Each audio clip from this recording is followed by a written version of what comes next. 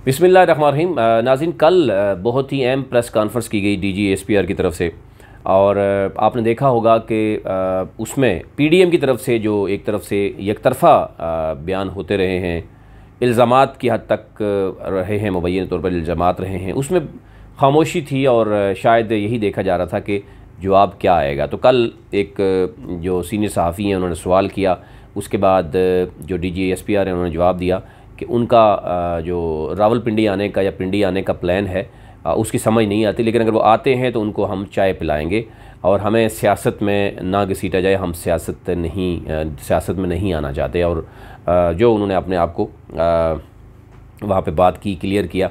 लेकिन उसके बाद मौलाना फजल रहमान ने क्या जवाब दिया, उन्होंने शायद उनके सवाल या उनकी जो वो थी प्रेस कॉन्फ्रेंस थी उसको सुना, उस सवाल का जवाब सुना या नहीं सुना, लेकिन उन्होंने फिर एक और जो है वो हमला करने की कोशिश की।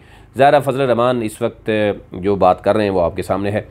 इसमें हमने देखा कि पाक फ़ौज के जो तर्जमान हैं मेजर जनरल बाबर इफ्तिखार, उन्होंने कहा कि PDM की रावलपिंडी आने की कोई वजह नहीं नज़र आ रही, लेकिन अगर वो आते हैं, पिंडी आए तो चाय पिलाएंगे और बाकी उनका आने की वजह समझ नहीं आती। उन्होंने ओवरऑल गुज़श्ता 10 सालों में जो पाकिस्तान आर्मी की जो खिदमात हैं, जो पाकिस्तान आर्मी की अचीवमेंट्स हैं, उस हवाले से उन्होंने प्रेस ब्रीफ़ किया आवाम यानी मीडिया को। उन्होंने कहा गुज़श्ता 10 साल में हर लिहाज से मुश्किल तरीन साल थे। एक तरफ मुल्की मईशत को दरपेश चैलेंजेस थे, दूसरी तरफ से उन्होंने कहा कि अफ़गानिस्तान की जो सरज़मीन है वो भी पाकिस्तान के ख़िलाफ़ इस्तेमाल होती रही है। साथ भारत जो कुछ करता रहा है बलूचिस्तान में, कराची में और दीगर कुलभूषण समेत जो आपने देखा होगा कितने दहशतगर्द पकड़े गए। फिर ईरान की सरज़मीन भी जो है वो पाकिस्तान के ख़िलाफ़ इस्तेमाल करने की जो है वो भारत ने कोशिश की। तो एक तरफ यानी ईरान, दूसरी तरफ अफ़गानिस्तान, तीसरी तरफ भारत ख़ुद, और फिर पाकिस्तान के अंदर जो मुख्तलिफ़ ऐसी कलदम तंजीमें थीं या ऐसे दहशतगर्द ग्रुप मौजूद थे जो उनके साथ राब्ते में थे, जो फंडिंग लेते रहे, और फिर यानी मुश्किल तरीन वक्त था पाकिस्तान के लिए। फिर पाक अफ़गान बॉर्डर पर जो बाड़ लगाई गई वो एक बड़ी तवील है, वो आपसे डिटेल शेयर करते हैं। उसमें पाक आर्मी ने जानें दी, कुर्बान की। और इसी तरीके से हम देखें तो बलूचिस्तान के जो साइड है वहाँ पर भी हमें देखने में नज़र आया। तो ये उन्होंने बड़ी डिटेल में उन्होंने कहा जी कि एक तरफ इस वक्त मईशत को भी चैलेंज पेश है, सिक्योरिटी के मसाइल भी हैं, और साथ कोविड-19 ने भी 1 साल हो गया है, वो भी मुश्किलात का सामना करना पड़ रहा है। उन्होंने कहा जी भारतीय इश्तियाल अंगेज़ियों के सामना है, हमें भारतीय इश्तियाल अंगेज़ियों के सामना है, और तमाम चैलेंजेस के बावजूद जो है वो कौम ने मुत्तहद होकर, जब कौम मुत्तहद हो तो डेफ़िनेटली मुश्किलात जो है वो कम हो जाती हैं। मज़ीद उनका कहना था कि भारत नहीं चाहता कि पाकिस्तान पुरअमन और तरक्की की राह पर गामज़न हो। गुज़श्ता दहाई से LOC पर भारतीय इश्तियाल अंगेज़ी जारी रही और कई हज़ार जो है वहाँ पर हमें देखने में नज़र आया कि भारतीय जो है वो इश्तियाल अंगेज़ियाँ होती रहीं और LOC की खिलाफ वर्जियाँ होती रहीं। हमने भारत के मज़मूम जो अज़ाइम की निशानदेही भी की, मुकाबला किया, दहशतगर्दी के ख़िलाफ़ ऑपरेशंस जो हैं वो कामयाब हुए। ख़तरात अंदरूनी हों या बैरूनी, हमेशा हक़ाइक़ के ज़रिए निशानदेही की और मुकाबला भी किया। और इस वक्त पाकिस्तान में कोई भी मुनज़्ज़म दहशतगर्द तंजीम मौजूद नहीं है। मज़ीद कहना था तर्जमान का कि ऑपरेशन रद्दुल फ़साद हो के तहत 3,71,000 खुफिया इत्तलात पर ऑपरेशन किए। मुल्क भर में 50% से ज़ायद सिक्योरिटी ख़तरात को रोका गया।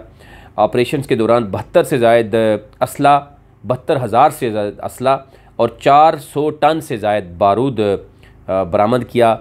18,000 से ज़ायद दहशतगर्दों को जो है वो जहन्नम वासिल किया। और ख़ुदकश हमलों में 97% जो है वो अभी वाज़े कमी आई है, जिसके बाद दहशतगर्दी के बड़े वाक़यात में उन्होंने कहा जी तकरीबन 45% कमी भी आई है। 2013 में दहशतगर्दी के 213 वाक़यात थे, और उन्होंने कहा कि 2020 में 98 जो है वो दहशतगर्दी के वाक़यात हुए। कराची में अगवा बराए तावान के वाक़यात में 98% कमी आई है और दहशतगर्दी में 95% कमी आई है।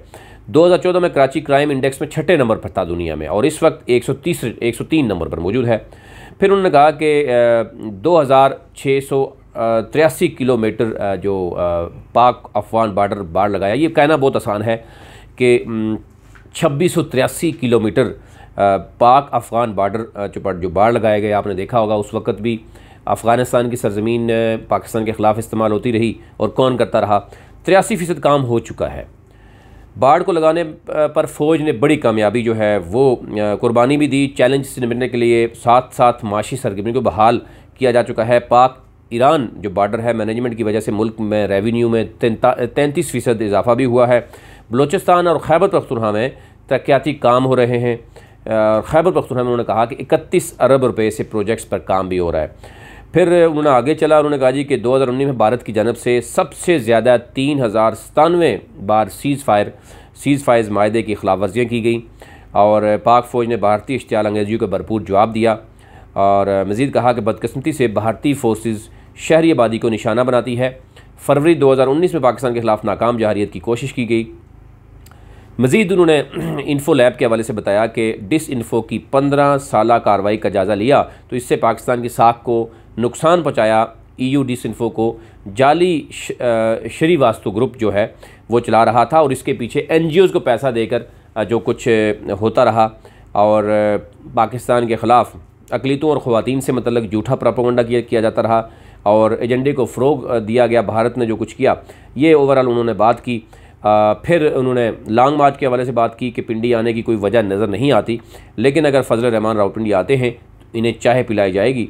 हमारी मजम्मत फ़ौज से होती है, हमारी मजम्मत फ़ौज से होती है। पाक फ़ौज से हुकूमत का ज़ीली इदारा है। पाक फ़ौज से मतलब उन्होंने कहा कि जो बातें की गई हैं हुकूमत ने बेहतर अंदाज में इसका जवाब दिया है। इल्ज़ामात के मामले में नहीं पढ़ना चाहते और ना पढ़ेंगे, तशवीश ज़रूर है, लेकिन फ़ौज का मोराल अपनी जगह पर कायम है। इलेक्शन के वक्त पाक फ़ौज से मदद मांगी गई थी जो पाक फ़ौज ने दी। पाक फ़ौज सियासत से दूर रहना चाहती है। फ़ौज पर लगाए गए इल्ज़ामात में कोई वज़न नहीं। पाक फ़ौज का किसी से बैकडोर राब्ता भी नहीं। दो चीज़ें बड़ी क्लियर की, एक तो पाक फ़ौज का किसी से बैकडोर राब्ता नहीं और दूसरा ये कहा गया कि फ़ौज को सिर्फ मदद ली गई थी, उसके बाद फ़ौज का कोई सियासत में अमल दखल नहीं। दो चीज़ें एक तो बैठ गई हैं। उसके बाद हमने देखा कि जो साबिक़ वज़ीर-ए-आज़म शाहिद खान अब्बासी उन्होंने भी ये कहा कि नहीं भी हमारे राब्ते भी हैं और ये है वो है, मतलब काफ़ी चीज़ें दी गई, लेकिन बड़ी अहम जो है वो ये कल की गुफ्तगू रही। उसके बाद मौलाना फजल रहमान का जो बयान आया है वो अब कुछ कह रहे हैं कि उन्होंने सुने बगैर रद्द-ए-अमल दिया है, कुछ कह रहे हैं बिल्कुल सुना है और उन्होंने रद्द-ए-अमल दिया है। पाकिस्तान डेमोक्रेटिक मूवमेंट और जमीयत उलमाए फ़े के जो सरबराह हैं मौलाना फजल रहमान, पाक फ़ौज की जानब से PDM को चाय पिलाने के रद्द-ए-अमल पर उन्होंने कहा कि मेहमानदारी नहीं है कि ये मेहमानदारी नहीं कि हमें पानी पिलाने वाले ख़ुद पिज़्ज़ा खाएं, ये ज़्यादती है। और ज़ाहिर है मौलाना फजल रहमान इससे पहले पिज़्ज़ा भी खाते रहे हैं और हर तरह से वो मौजूद रहे हैं। उनको पता है कि पिज़्ज़ा उसका टेस्ट क्या होता है और चाय का टेस्ट में फ़र्क है। सूखी चाय पिला के वापस करें और पिज़्ज़ा ना खिलाएं, ये मौलाना फजल रहमान का गिला है। और उन्होंने कहा कि गैर जमहूरी लोगों का इलेक्शन से क्या काम है, इलेक्शन दयानतदारी से नहीं कराए गए, दयानतदारी से धांधली करवाई गई है। इमरान खान कहता है कि कौम मेरी पुश्त पर है, क्या ये इतराफ़ है कि पुश्त पर कौन है। एनी हाउ ये बहुत सी चीज़ें थी। मौलाना फजल ने कहा कि मालाकन का सैलाब हुक्मरानों को बहा कर ले जाएगा और जिन्होंने कौम के हक़ पर डाका डाला है और अपनी अमानत वापस ले गए हैं। मज़ीद उनका ये कहना था कि जनाब जो आइनी हुकूक़ के ख़िलाफ़ साजिशें हो रही हैं, अब साजिशों को नाकाम बनाएंगे, सूबे के हुकूक़ के तहफ़्फ़ुज़ की जंग लड़ेंगे, ये उनका कहना था। और फिर उन्होंने कहा कि मुल्क में जमहूरियत नहीं है, ज़ियाउल हक़ और मुशर्रफ का मार्शल्ला था, इसी तरह का मार्शल्ला है। हम आमरीत के ख़िलाफ़ कौम के साथ खड़े हैं और हकीकी जमहूरियत लाएंगे। आइन पामाल किया गया है, सूबे के आइनी हुकूक़ के ख़िलाफ़ होगी, जैसे वो पहले इसमें बात करते हैं वो उन्होंने बातें की हैं। और मौलाना फजल रहमान के जो अपने करीबी जो 4-5 बंदे छोड़ के जा चुके हैं उनकी भी हिकमत अमली कहा जा रहा है कि वो 2-3 दिन में वो भी सामने आ रही है। वो क्या होगी अभी उधर से खामोशी है। लेकिन मौलाना फजल रहमान दूसरी तरफ सेनेट में भी इलेक्शन लड़ेंगे नहीं लड़ेंगे, उनकी पार्टी जो है वो सुप्रीम कोर्ट पहुँच गई है कि खुफिया बैलेटिंग नहीं होनी चाहिए, यानी खुफिया जो बैलेटिंग है वो होनी चाहिए, ओपन बैलेट नहीं होना चाहिए। तो अभी तक लेट नहीं।